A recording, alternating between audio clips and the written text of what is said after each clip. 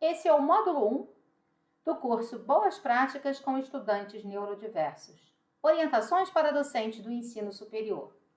O módulo 1 é intitulado Transtornos do Neurodesenvolvimento. Transtornos são alterações na saúde relacionados à ordem mental ou psicológica. Transtornos do neurodesenvolvimento, com o início dos sintomas ainda na infância, de causa multifatorial, são o resultado de alterações na estrutura cerebral, alterações biológicas e genéticas que têm suas manifestações em variações comportamentais e cognitivas. Os especialistas se baseiam no Manual Diagnóstico e Estatístico de Transtornos Mentais, o DSM-5, para fazer o diagnóstico. Muitos transtornos podem se manifestar em concomitante no paciente. Isso quer dizer que o paciente pode manifestar um ou mais transtornos ao mesmo tempo. E muitos deles estão também relacionados, como a gente vai ver adiante nesse curso.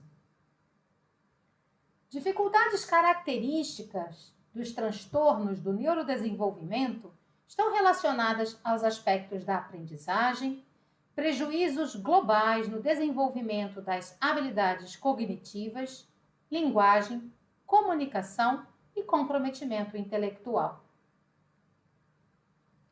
Pessoas que têm algum diagnóstico de transtorno do neurodesenvolvimento são chamadas neurodiversas, neurodivergentes ou neuroatípicas. As pessoas que não possuem problemas de desenvolvimento neurológico são denominadas de pessoas neurotípicas ou simplesmente típicas.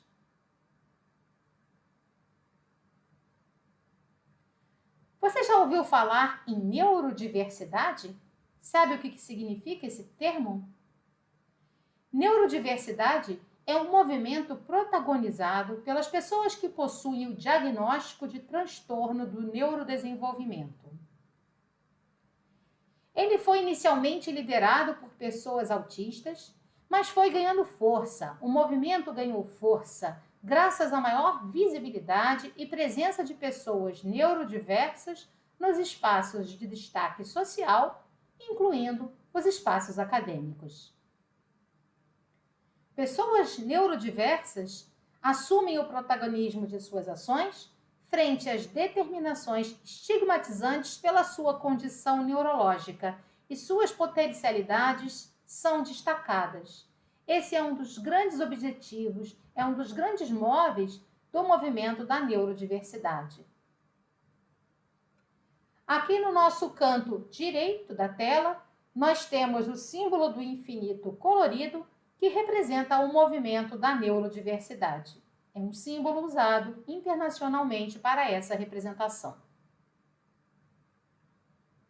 Vamos começar a descrição dos vários transtornos do neurodesenvolvimento, começando pelo transtorno do desenvolvimento intelectual, também nomeado de deficiência intelectual. Esse transtorno é um distúrbio do desenvolvimento neurológico iniciado durante a infância, em idade pré-escolar, que inclui dificuldades na aquisição, retenção ou aplicação de habilidades intelectuais específicas, prejudicando o desempenho funcional, pessoal, social e acadêmico do indivíduo. Para fins diagnósticos, os déficits precisam ser apresentados concomitantemente em duas categorias. Primeira categoria, comprometimento na função intelectual relativo ao raciocínio, planejamento, pensamento abstrato, aprendizagem na escola ou por meio de experiências. E a segunda categoria, comprometimento nas funções adaptativas, ligado à capacidade de atender de forma apropriada aos padrões de acordo com a idade e condição sociocultural, de modo que possua autonomia para a realização das atividades de vida diária de forma independente. Aqui no nosso canto inferior direito da tela, nós temos o símbolo internacional da deficiência intelectual. Esse símbolo, quando afixado em determinados locais, indica que esses locais têm recursos voltados a pessoas com limitações nas habilidades cognitivas e de comportamento. Transtorno do espectro autista, ou TEA. TEA define o grupo de transtornos do neurodesenvolvimento que constituem o autismo.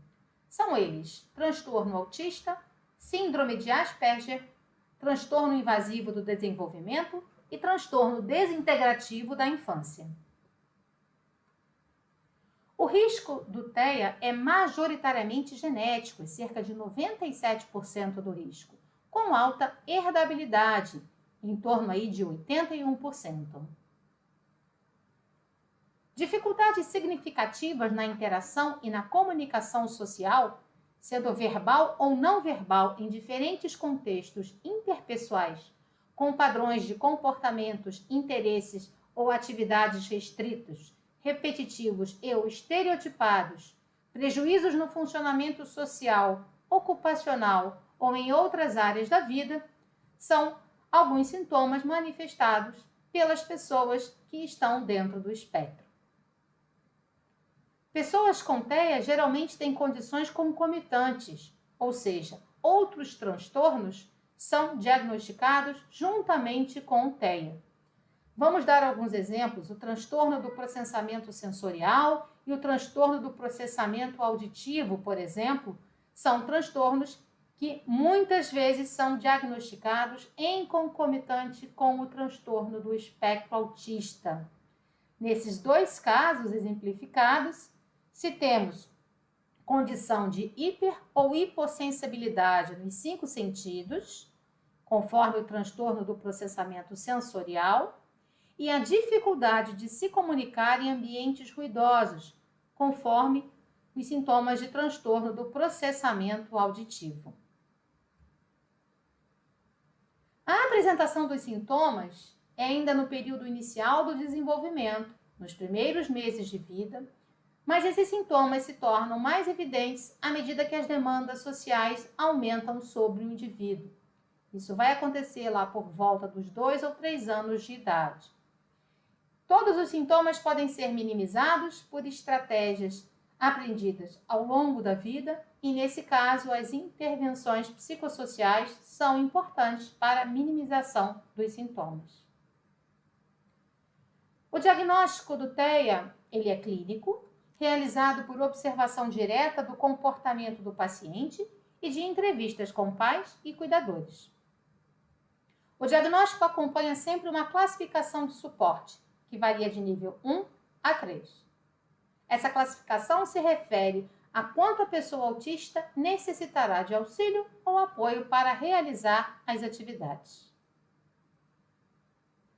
A prevalência do autismo é de até 4% da população. É o segundo transtorno do neurodesenvolvimento mais prevalente. Aqui abaixo, no nosso canto inferior direito, nós temos a fita colorida formada por pedaços de quebra-cabeça que simbolizam o TEA, que simbolizam o autismo. Dia 2 de abril é o Dia Mundial de Conscientização sobre TEA. Esse padrão de imagem que aparece na fita, quebra-cabeça colorido, reflete a complexidade do espectro e as diferentes cores e formas refletem a diversidade das pessoas que vivem no espectro. O símbolo é utilizado mundialmente para sinalizar que o local tem um atendimento prioritário aos autistas. Transtorno do déficit de atenção com hiperatividade, TDAH. TDAH se refere a alterações neurobiológicas com início na infância, antes dos 7 anos de idade, que acompanham o indivíduo ao longo da vida. Desatenção, hiperatividade e impulsividade são sintomas característicos do TDAH e pode haver a prevalência de um ou mais deles no indivíduo. Os sintomas relativos à hiperatividade e impulsividade, eles reduzem de intensidade durante a adolescência e início da vida adulta. A partir daí, eles passam a se manifestar principalmente por meio do ritmo de pensamento acelerado e uma relação desproporcional com os hábitos do trabalho ou com os hábitos acadêmicos. Aqui no nosso canto inferior esquerdo, nós temos a fita cor de laranja, que é o símbolo do TDAH. Dia 13 de julho foi instituído como Dia Mundial de Conscientização do TDAH. Esse é o transtorno mais prevalente na infância e está associado principalmente ao período escolar. Há uma média de prevalência de 5% de TDAH em todo o mundo. O diagnóstico é clínico, realizado com base em avaliações médicas, de desenvolvimento e educacionais. Esse diagnóstico se baseia não só na observação, mas como entrevista com o paciente e seus familiares, com foco em suas queixas atuais e pregressas, prejuízo funcional e critérios de exclusão. O TDAH compromete as habilidades acadêmicas. Os indivíduos têm maior dificuldade para prestar atenção no conteúdo em sala de aula e realizar atividades avaliativas propostas. É preciso levar em conta o quantitativo a ser realizado devido ao déficit nas habilidades de planejamento e organização, que está relacionado às pessoas que têm TDAH. Nesse caso, é recomendável a divisão de atividades de forma proporcional à capacidade de realização do indivíduo. Transtornos específicos da aprendizagem, que estamos chamando aqui de TA, só para simplificar. Déficits relacionados à aprendizagem que envolvem dificuldades específicas, afetando a capacidade de compreensão ou utilização da linguagem falada e escrita, dos números e raciocínio por meio de conceitos matemáticos. Isso resume os transtornos específicos da aprendizagem. Vamos agora especificar cada um deles. Dislexia. Aprendizagem com comprometimento específico da leitura. Descalculia. Dificuldades relacionadas à habilidade em compreender e manipular números.